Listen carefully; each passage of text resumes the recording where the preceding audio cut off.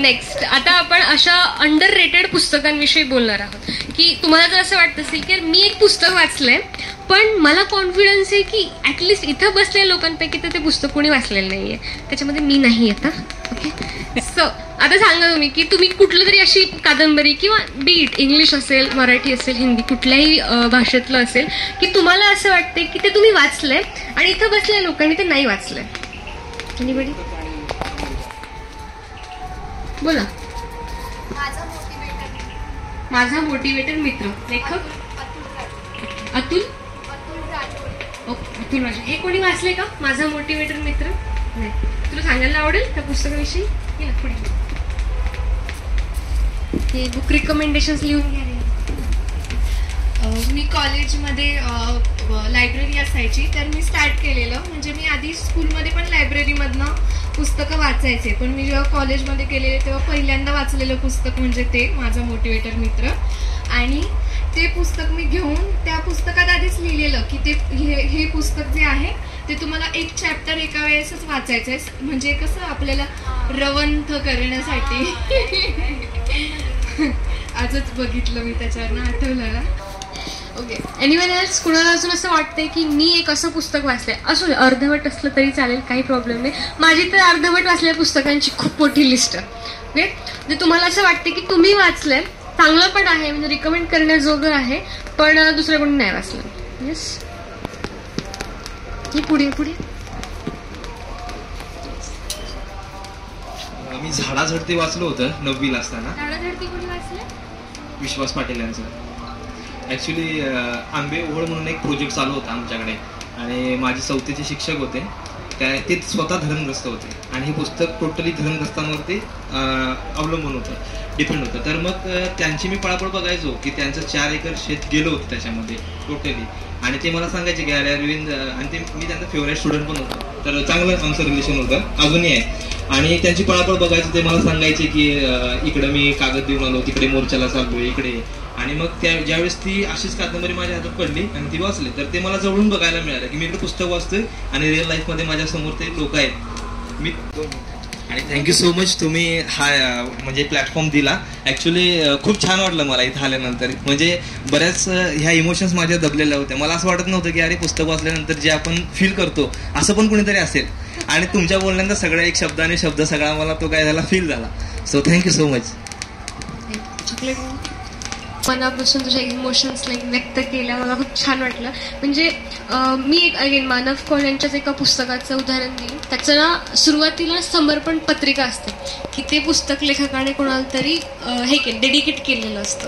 त्या पुस्तकामध्ये खूप छान लाईन आहे, क्या तुमने कभी देखा है खुद को पढ़ते हुए, मैंने उस दृश्य को लिखा है तुम्हारे लिए. वा, मला हे सांगायला पण खूप छान वाटतंय. सो या ज्या अशा डेडिकेटेड अशा जे लाईन्स असतात ना, मी ते पण वाचते. प्रस्तावना असेल, म्हणजे फक्त मेन कथा कादंबरीच नाही की हे नेमकं लेखकाने कुणाला डेडिकेट केलं. विचारणार आहे प्रश्न तुम्हाला की आपण ॲक्च्युली आत्ताच कितीतरी लोकांनी मययाती, मृत्युंजय वगैरे या गोष्टींची नावं घेतली, एक मायथॉलॉजिकल पुस्तकं आवडतात बऱ्याच जणांना. मला तुम्ही सांगा की जर तुम्हाला एखादं नवीन पुस्तक तुम्ही वाचायला घेताना नेमकं तुमच्या डोक्यात विचार काय असतो की why do you choose this particular book, why do you choose this? म्हणजे रीडर्स डायरेक्ट रिकमेंड केल्यामुळे चूज करत असाल तर नाहीस, बट अदर दॅन दिस तुम्ही एखादं पुस्तक वाचायला का निवडता? What is your thought process behind that? Anybody? Thank you, तुम्ही खूप चांगले पुस्तक रिकमेंड करता. मोस्टली तुम्ही त्याच्यावरूनच पाहतो. पण एखादं पुस्तक मी समजा घ्यायला गेलो तर माझं पहिले थॉट प्रोसेस राहते की मी माझा आणि त्या पुस्तकाला कसं कनेक्ट करू शकेल आणि मला त्यातनं काय नॉलेज मिळेल, त्यातनं माझ्या नॉलेजमध्ये काय वाढ होईल त्याच्यामध्ये, आणि मी दुसऱ्यांना कसं काय त्यातनं काही शिकवू शकेल. हा माझा एक त्याच्यामागे मोठो असतो. आणि एकदा ते पुस्तक हातात धरलं की ते सुटत नाही माझ्याकडे असं. Thank you so much. चिंतन, चॉकलेट.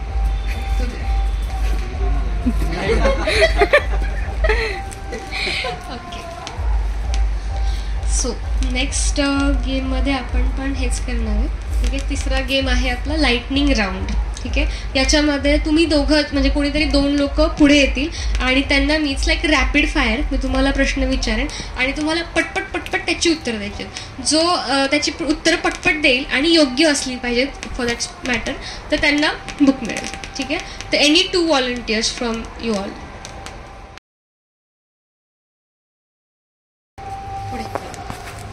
आपलं नाव?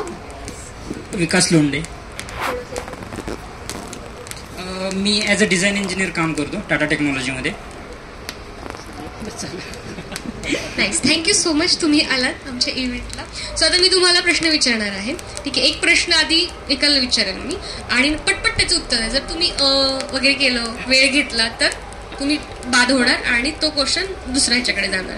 ठीक आहे, सो पहिल्यांदा मी तुमच्यापासूनच स्टार्ट करते. मराठी साहित्यातील 5 फेमस कवी. अरे देवा, तुम्ही वाचलं? प्रश्नच माझा चुकला नाही का? ठीक आहे. Next a book with 1 word title, single title असलेलं पुस्तकाचं नाव. ययाती, रावण, राधा, उर्मिला, छावा. येस. त्याच्यानंतर नेक्स्ट सगळे होऊ देत मग देशील. चिंतनला फार घाई आहे. ओके, वि स खांडेकर यांच्या 5 कादंबऱ्या वाचल्या तुम्ही? वि स खांडेकर ययाती आणि एकच वाचले का? नाही, 2 वाचले तुम्ही. दुसऱ्याचं नाव लक्षात नाही मला. अमृतवेल. हा, Amrutvel. Yes, Amrutvel. Okay. Next अशी पुस्तकं ज्याच्यावरती आधारित मराठी चित्रपट आलेले आहेत. पुस्तकाचं ॲडॉप्शन. दुनियादारी वाचली. एकच. राईट. मी कशी वाटा वाचली? मीच सांगते आता. नटरंग जे तिने सांगितलं होतं ती पण कादंबरीच आहे, आनंद यादव यांची. बोल. येस, बरोबर. ते फुलवंती आहे, चंद्रमुखी आहे. चंद्रमुखी सुद्धा सावर माझी जन्मटेपवर पण आलेलं आहे. बनगरवाडी आहे. या पुढे येऊन सांग. गोष्ट छोटी. येस, अरविंद जगताप आहे. शाळा आहे, मिलिंद बोकील यांचं. येस. ठीक आहे. लास्ट क्वेश्चन आहे. शिवकाळावर आधारित 5 पुस्तकं. असं काही स्पेसिफिक नाही की आपल्याला छत्रपती शिवाजी महाराजांवरच माहीत असली पाहिजे. जस्ट त्या इरामध्ये लिहिलेली, त्यातल्या अनेक कॅरेक्टर्सवरती लिहिलेली. छावा, श्रीमंत योगी, राऊ पेशवे. शिवकाळावर. येस. बहिर्जी, प्रेम धांडे यांचे. त्याच्या 4 ते 5 पार्ट्स आलेले आहेत. सुंदर पुस्तक आहे ते पण. आपण काय येस. अजून आठवतं? छावा, संभाजी 2. विश्वास पाटील.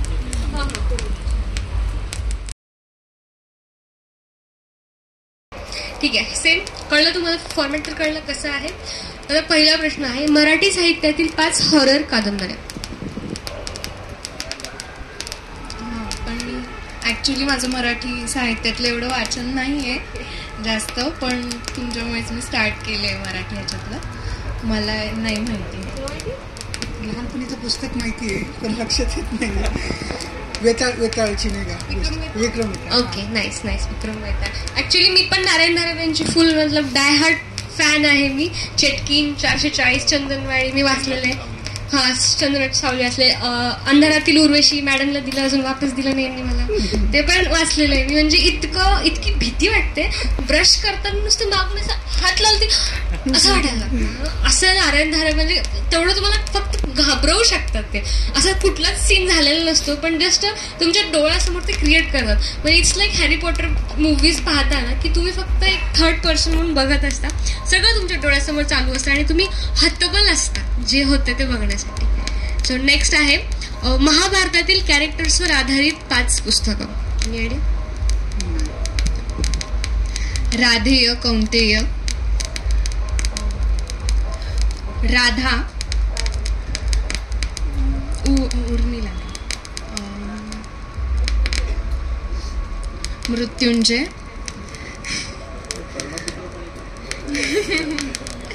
त्याच्यानंतर महाभारत म्हणून सुद्धा आहे आणि त्याच्यानंतर भगवद्गीता. भगवद्गीता ग्रंथ आहे, ग्रंथ. त्याच्याबद्दल महान ग्रंथ आहे भगवद्गीता. पुढे वाचली ती भगवद्गीता? एनीबडी? जमलं नाही मला, पण नाही जमलं. माझ्या विचारांची नाही आहे तेवढी बैठक. वाचलं तुम्ही? बोलायला इच्छा म्हणजे असं वाचायचं तुम्हाला सांगायचं? हां ओके ठीक आहे. Thank you so much. त्याच्यानंतर लास्ट थर्ड आहे वपू काळे यांच्या 5 पुस्तकांची नावं.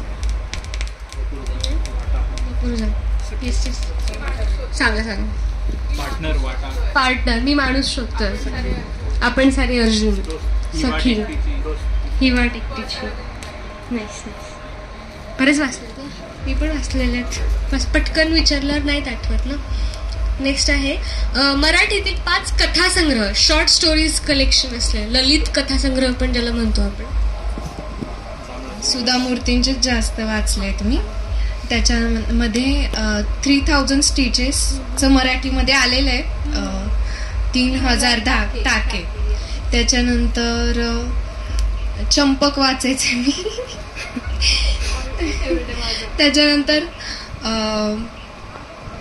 अल्लाउद्दीन वगैरे अशी पुस्तकं वाचायची मी लहानपणी, जास्तच वाचायचे. शॉर्ट स्टोरीज आता माझ्या कमी झालेल्या आहेत. त्याच्यानंतर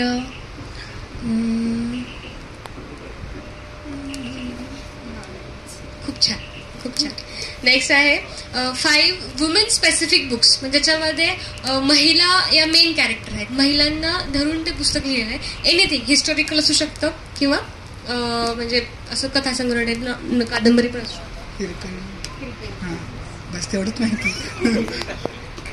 ठीक आहे नाही सर सांगायचं तुम्ही. राधा, त्याच्यानंतर उर्मिला, त्याच्यानंतर द पॅलेस ऑफ इल्युजन म्हणून आहे, त्याच्याबद्दल द्रौपदीचं कॅरेक्टरवर आहे ते. त्याच्यानंतर एवढेच. खूप वाचन आहे तुझं. मी स्वतःचे विमेन स्पेसिफिकचे अशी पुस्तकं वाचलेली आहेत. त्याच्यामध्ये मी अगेन खुशबूबद्दल जे बोलले मी, ती वेश्याव्यासाय करणारी मुलगी असते आणि तिच्या जीवनावरती आधारित ती कादंबरी आहे. त्याच्यानंतर मी ऑफकोर्स महामाया निळावंती वाचलेलं आहे, जे तुम्ही बऱ्याच जणांनी त्याचे रील्स पण बघितलेले असतील. आणि त्याच्यानंतर मी ॲक्च्युली मी तुम्हाला अजून रिकमेंड करायला सांगितलं आहे, मी 2-3 नावं मी लिहून आणलेले आहेत. उंच माझा झोका ही पण एक छान आहे, ही पण कादंबरी स्त्रियांच्या यशोगाथेवरती ती लिहिलेली आहे. नाच ग घुमा. ओके, आता रणजित देसाई आपल्या सर्वांना माहीत आहेत, but what it takes to live with a author, like Ranjit देसाईंसोबत राहणं कसं आहे ते त्यांच्या बायकोने माधवी देसाई यांनी ते मांडलेलं आहे. आणि तिसरं आहे मनोहर तरी. अगेन पु ल देशपांडेंच्या ज्या पत्नी आहेत सुनीता देशपांडे, त्यांनी ते पुस्तक लिहिलेलं आहे. तुम्ही भाई हा मूव्ही पाहिला असेलच. तर त्याच्यामध्ये पु ल देशपांडेवरती तोच मूव्ही आहे, पण साईड कॅरेक्टर जे आहेत सुनीता देशपांडे त्यांनी ती कादंबरी लिहिलेली आहे मनोहर तरी. हां सांग. The diary of a young girl and frank. ते जर्मनीमध्ये तिच्यावरती जे काही अत्याचार झाले त्याच्यावरती लिहिले, खूप भारी आहे. तिचं आहे की जिकडे जर्मनीमध्ये म्युझियम पण आहे तिथे लिहिलेलं आहे. ती डायरी लिहायची ना ती. Thank you so much. पुस्तक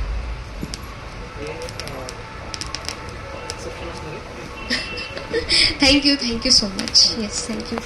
तर आता आपण याच्यामध्ये लकी ड्रॉ काढणार आहे. किती पुस्तकं राहिली आहेत आपली पोरांनो? 5 आहे. ठीक आहे, लकी ड्रॉ काढणार आहे आता आपण, आणि याच्यामध्ये ज्याचं नाव येईल त्याला परत पुस्तक मिळेल. चिंतन येतोस? ये एक सध्या एकच काढ. शिवाजी सूत. नेक्स्ट काढ.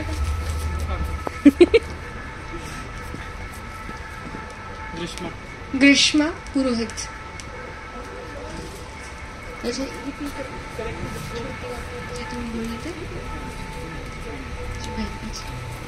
थँक्यू. एवढे छोटे छोटे पण लोक आलेले आहेत, क्यूट आहे ती. नेक्स्ट अजून एक लकी ड्रॉ. अनिल कांबळे.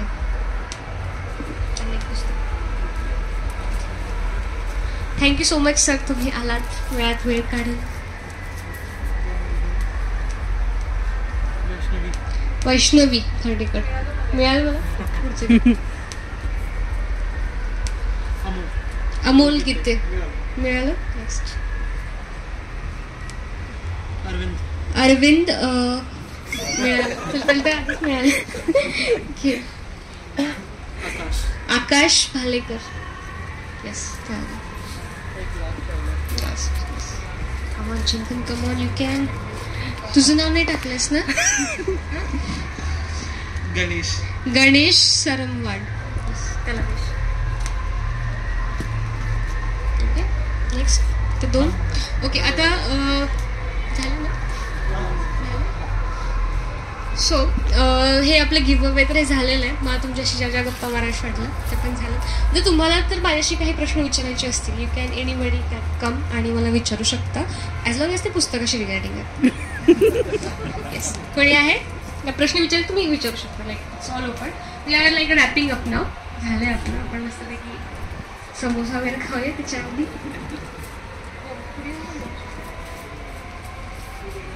असं कोणतं पुस्तक वाचलं की ज्याच्यामुळे असं वाटलं की हा माझा टर्निंग पॉईंट आहे, म्हणजे अगोदर खूप काही व्यवस्थित नसेल किंवा बोरिंग असेल किंवा असं इथून पुढं असं एकदम असं तिथून पुढं इथला असं हे पुस्तक असल्यामुळे मला वाटतं की हे पुस्तक वाचत राहावी, असं कधी खंड नाही पडलं. हां, असं कोणतं पुस्तक आहे?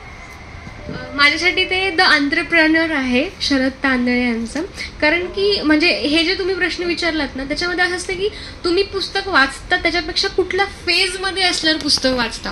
म्हणजे माझा तेव्हा खूप वाईट फेज चालू होता, लाईक संघर्ष काळ ज्याला आपण म्हणतो, यु नो, चॅलेंजिंग डेज होते, स्ट्रगलिंग डेज होते, जेव्हा मी स्वतः UPSC MPSCची तयारी करत होते तेव्हा.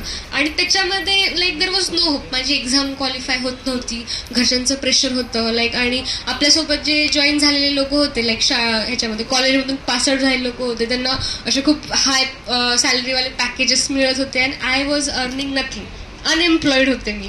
तर तेव्हा मला ते जे पुस्तक जे वाचायला चालू केले मी, द एंटरप्रेन्योर, त्या पुस्तकांना मला रियालिटी चेक दिला. म्हणजे हे जे आपण फिक्शनल पुस्तकं वाचतो, लाईक कादंबऱ्या वगैरे वाचतो, तेव्हा मी जास्त वाचत नव्हते, आता वाचते. तेव्हा असं वाटायचं की यार मतलब ह्या पुस्तकामध्ये तुम्ही एक असं वास्तविकतेपासून लांब घेऊन जात आहेत हे पुस्तकं, कादंबऱ्या, असं वाटायचं मला. पण जेव्हा द एंटरप्रेन्योर पुस्तक वाचलं ना, मला त्या शरद तांदळे यांनी जो रियालिटी चेक दिला ना, की मला तो फेस करावा लागला, जो ऑब्व्हियसली माझ्या घरच्यांनी मला सांगितलं असतं मी त्यांच्याशी भांडले असते की काय तुम्ही बोलता, तुम्हाला तुमच्या लेखीची काही किंमतच नाही आहे, मी एवढा अभ्यास करते वगैरे वगैरे. पण त्या लेखकाने ते लिहिलं आणि मी ठरवलं की यार आता कधी ना कधी मला शरद तांदळे यांना भेटायचंच आहे. आणि मी त्यांना लकीली भेटले पण. मागच्या वर्षी बुक फेस्टिवलमध्ये मी त्यांना भेटले आणि माझ्या आनंदाला काही पारावरच उरलं नाही. म्हणजे मला असं नाही का मोठ्या सेलिब्रिटीला भेटल्यासारखं वाटलं. लाईक तो माझ्यासाठी फॅन मोमेंट होता की शरद तांदळे यांना मी म्हणजे काय बोलू आणि काय नाही असं झालं होतं. So that book really changed my life. Okay, अजून कोणाला प्रश्न आहे? आयुष्यात वाचलेलं पहिलं पुस्तक आणि त्यांनी पडलेला प्रभाव कोणता? शैक्षणिक पुस्तक नाही, कोणीच नाही. पहिलं पुस्तक तर तसं श्यामची आईच आहे. लाईक खूप जणांचं आपलं लाईक श्यामची आईच आहे, पण असं कळायला लागलं होतं लाईक काय पुस्तकं असतात, पुस्तकांचं जग काय असतं मला. तर ते तर मला मृत्युंजयच्याच ह्याच्यामुळे झालं. म्हणजे की तेव्हा असं वाटलं की ओके, ही पण एक बाजू असू शकते करण्याची. आणि तेव्हा ते आपल्या स्टार उत्सव ते सिरियल यायची, जुनं महाभारत येत होतं, तर ते बघत बघत मी इकडे ते कादंबरी वाचत होते. तर ते मला असं ते पॅरलली कनेक्ट होत होते मी त्याच्याशी. सो येस, मृत्युंजय आपण म्हणू शकतो त्याला. अजून कोणाला काही प्रश्न आहेत जे मला विचारायचे आहेत? येस.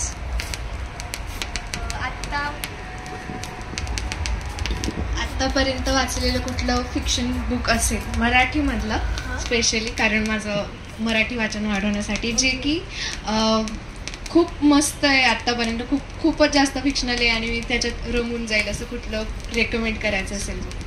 फिक्शनल पुस्तकांमध्ये मी कायम वपू काळे आणि वि स खांडेकरांचेच पुस्तकं मी रिकमेंड करते. कारण वपू काळेंचं तर असं आहे की ते समजायला खूप सोपे आहेत. आता तू नवीन रीडर आहेस म्हणून मी तुला सांगेन की वपू काळे यांची तू पुस्तकं वाच, डायरेक्ट वि स खांडेकर यांच्याकडे शिफ्ट होऊ नकोस. पण त्यांचं जे कादंबरी विश्व आहे ना, like it's a whole universe, की ज्याच्यामध्ये तू जर एकदा पडली ना तर तुला बाहेर काढणं अशक्य आहे. सो अजून काही प्रश्न आहे कोणाला? आहे? हा माझं स्वप्न ते चेहरा.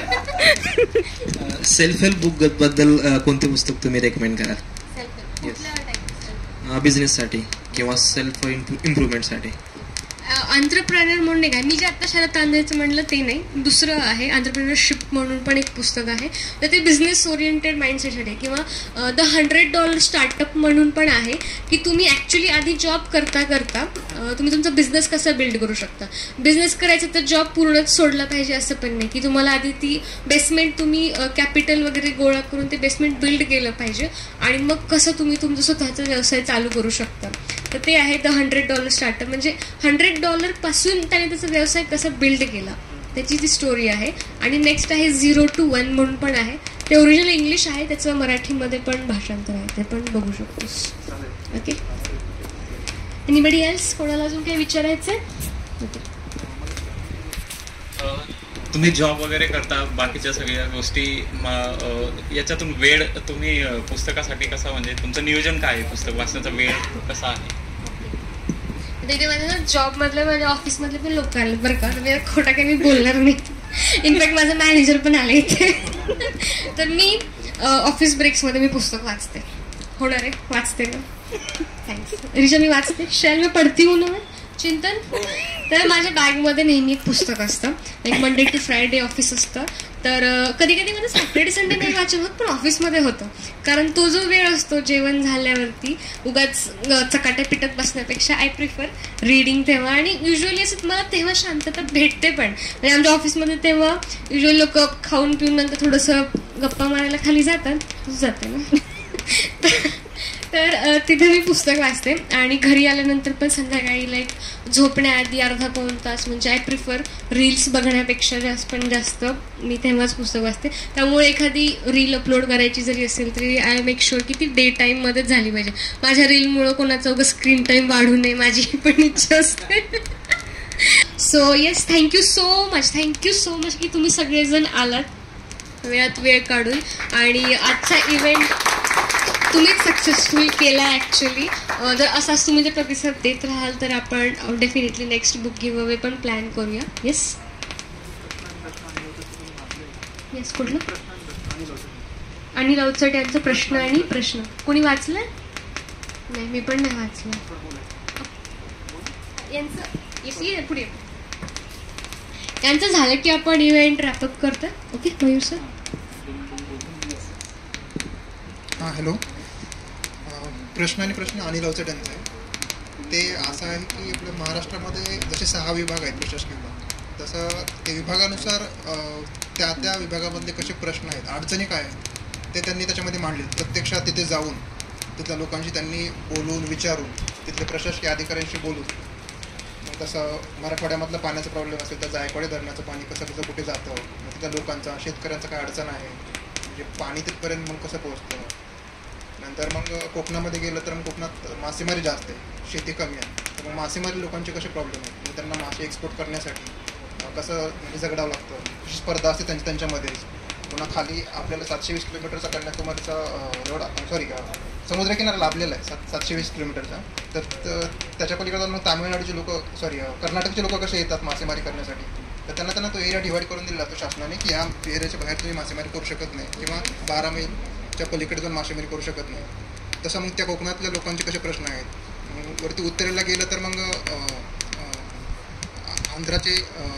मध्य प्रदेशच्या लोकांसोबत काही अडचणी आहेत का, तिकडले जे आदिवासी लोक आहेत त्यांचे काय प्रश्न आहेत. मग त्या साईडला ईस्टला गेलं तर मग छत्तीसगड सोबत बस्तारमध्ये आदिवासी लोकांचे कसे प्रॉब्लेम आहेत. आणि मग सगळ्यात मोठा प्रॉब्लेम अडचण म्हणजे आदिवासी लोकांना जगण्यासाठी कसं झगडावं लागतं. मग ते काही ठराविक काळामध्ये तेंदूचे पानं तोडतात. तेंदूचे पानं कशासाठी वापरतात, मग आपण म्हणतो की तेंदूचे पानं म्हणजे बिडीसाठी वापरतात. तर मग काही लोकांचं आयुष्य बिडी ओढल्यामुळे बरबाद होतं, पण त्यांचं आयुष्य त्याच्यामुळेच उभं राहतं. मग असे काही प्रश्न मांडलेले आहेत. तर ते प्रश्न आणि प्रश्नामध्ये असं वाटतं की आपल्याला की काही नॉर्मल गोष्टी कोणाशी विचारल्या असतात, पण ते म्हणजे ज्या गोष्टी म्हणजे आत्ताच्या लोकांची काही प्रश्न आहेत ते त्याच्यामध्ये त्यांनी प्रत्यक्षात विचारले. तर तुम्ही म्हणजे आवर्जून आता मी रिकमेंड करेल तसं. Thank you so much. Thank you Mayur sir. ते लास्ट वोट ऑफ थँक्स. आजचा कार्यक्रम खूपच छान झाला. त्यासाठी आज तुम्हाला ऐकण्यासाठी सगळेजण आलेत. तर मी जरा वाचून काहीतरी बोलू शकतो. तुम किताबों के जैसे बनना, तुम किताबों के जैसे बनना, कितना भी मन में हो चुप रहना, उससे ही बात करना जो खुद शून्य आए हैं तुम्हारे पास, और तुम किताबों के जैसे ही बनना. म्हणजे हे गुलजार यांनी लिहिलेलं आहे की तुम्ही पुस्तकांसारखं बना, की तुमच्या जवळ कोणी आलं तर तुम्ही बोला. आणि तुम्ही आज खूप छान सांगितलं त्याबद्दल मी विद्यास बँकवेट, बुक कॅफे आणि रीडर डायसच्या वतीने सर्वांचे आभार व्यक्त करतो. आणि तुम्ही सगळेजण इकडे आलात. तत्पूर्वी आपल्यामध्ये एक छोटी लेखिका आहे आणि जिचं आयुष्यातलं पहिलं पुस्तक परवा लॉन्च झालं आहे, इथेच झालेलं आहे. आणि ती आहे 12 वर्षाची मुलगी, जिने इन्स्पायर होऊन, म्हणजे हॅरी पॉटर्सच्या या नॉव्हेलमधून इन्स्पायर होऊन ती त्या फॅन्टसी वर्ल्डमध्ये गेली आणि ती लेखनामध्ये गेली आणि तिने आज स्वतःचं एक पुस्तक लॉन्च केलं या वयामध्ये. तर मी तिला इन्व्हाइट करतो. आर्या कुलकर्णी, ए.के. वर्डस्मिथ म्हणून तिचं रिटन बाय ए.के. वर्डस्मिथ. आणि छोटी ग्रीष्मालाही मी इन्व्हाइट करतो. तिने छान त्या दिवशी तिचं हे केलं आहे. You want to talk? Yes.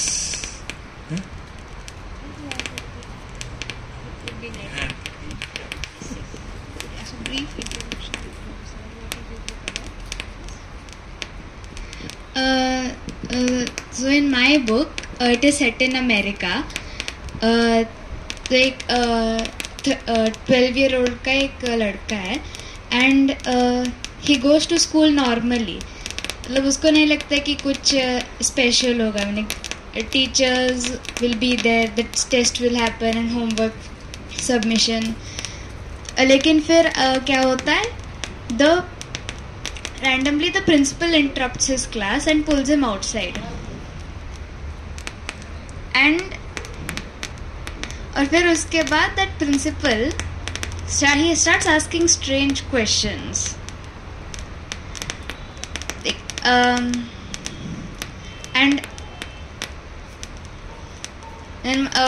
और वो लड़का बहुत कंफ्यूज हो जाता है कि ये क्या पूछ रहे principal sir.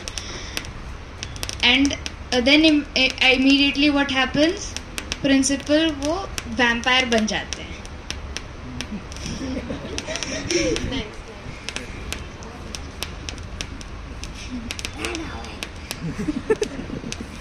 What did you say? I'm scared, so I'm going to run away. Nice. या वयात एवढं असं पुस्तक स्वतःचं लिहिणं आणि ते पब्लिश करणं, it's so inspiring. Well, thank you so much. Ready chocolates? Yes, this is the book. Okay, the 9 heroes. This is the book. Anybody like photo तुम्ही काढून घेऊ शकता जर कोणाला वाचायचं असेल तर. Yes, nice. चॉकलेट्स